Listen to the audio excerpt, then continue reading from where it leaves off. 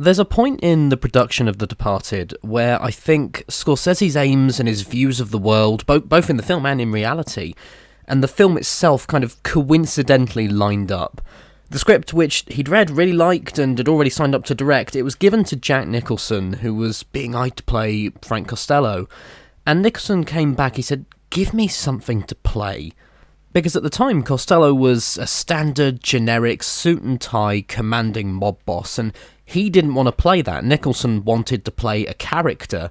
And so changes were made to Costello and his dialogue, and I think with that, there's a more encompassing version of Scorsese's view of America at the time and what he was trying to do with the film. DiCaprio and Damon may be the leads, but I think the world of The Departed is formed by Costello. He says in the opening stages, "I don't want to be a product of my environment.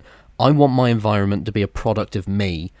And where Scorsese took much of his basis for the film's ideas of power, informants, historical influence, was from the US's response to 9/11 and the Iraq War.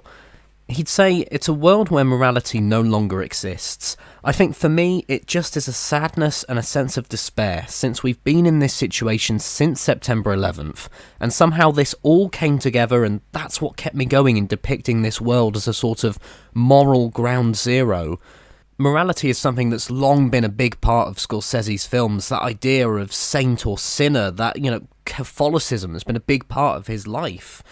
And he'd say with something like Casino, the characters have enough morality to know that what they're doing is immoral, whereas in The Departed, the characters just appear purely amoral. Costello's dialogue particularly feels to have this really pointed nature to it. Scorsese had been critical of America or the powers that be in films prior to The Departed, but as I say, there really feels a pointed, heated nature to this particular film, whether it be Costello repeating the words "in this country" during the deal with the Chinese, or the line "a lot of people had to die for me to be me." It echoes the quote from Infernal Affairs, which this remakes, or as some people put it, adapts. "What thousands must die for Caesar to become the great?"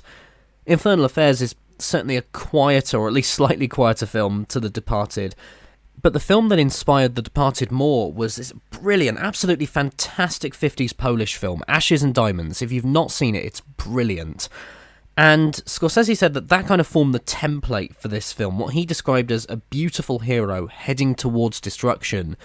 And in that, and in Infernal Affairs, it very much feels like the world is surrounding the characters, wrapping around them rather than pushing and pulling them, as I think is the case here.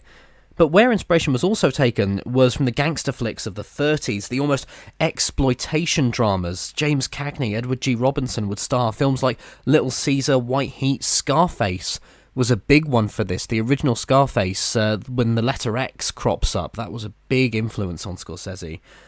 And I think those films, a little bit of their sensationalism, in the violence particularly, crops up here. Scorsese's usually, and I've said this a number of times before, quite a matter-of-fact director. This is how the world is. But I think the violence here, there's a real swiftness to it that instead of catching up with the characters, you can hear it echoing, you can feel and see the impacts. There's something about it that lingers. And this season of Scorsese's films put on by Picturehouse has been billed as a journey through the American dreams of the director. And as I say, his films have been critical in the past, there have been warnings in them.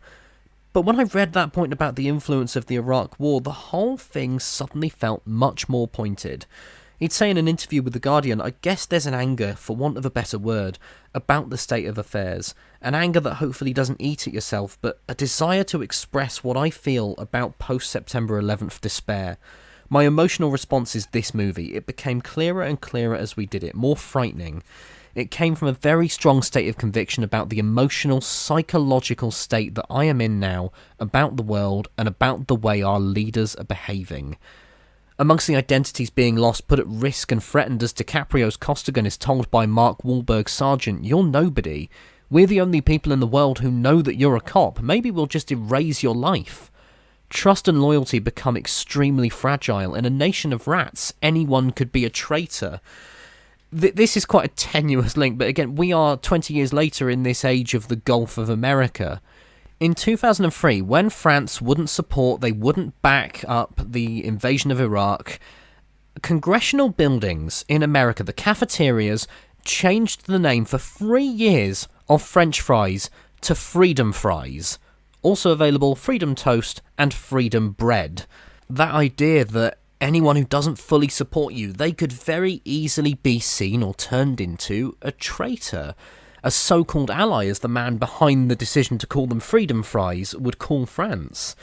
And again, 20 years later, us and them is constantly pushed whilst being rendered almost meaningless as both change and tangle almost every week. It's who's the enemy of the week in this day and age. In recent years, Scorsese's noted this. He says there's a real fear in both how everyone seems to be informing on each other, even if casually complaining about someone in the office. And in the film, how Frank Costello appears to be losing his mind. He said, "You're completely under his control and he's out of his mind. And that's what I feel the world is like right now." And I don't think there's a sense of disillusionment from Scorsese in The Departed, but as he said, there's certainly an anger. He'd say in that same interview with The Guardian, good and bad become very blurred. Good doesn't exist, so you can't even sin anymore, as there's nothing to sin against. There's no redemption of any kind. And so with that, please everyone, sit back and enjoy Martin Scorsese's 21st century view of American exceptionalism, The Departed.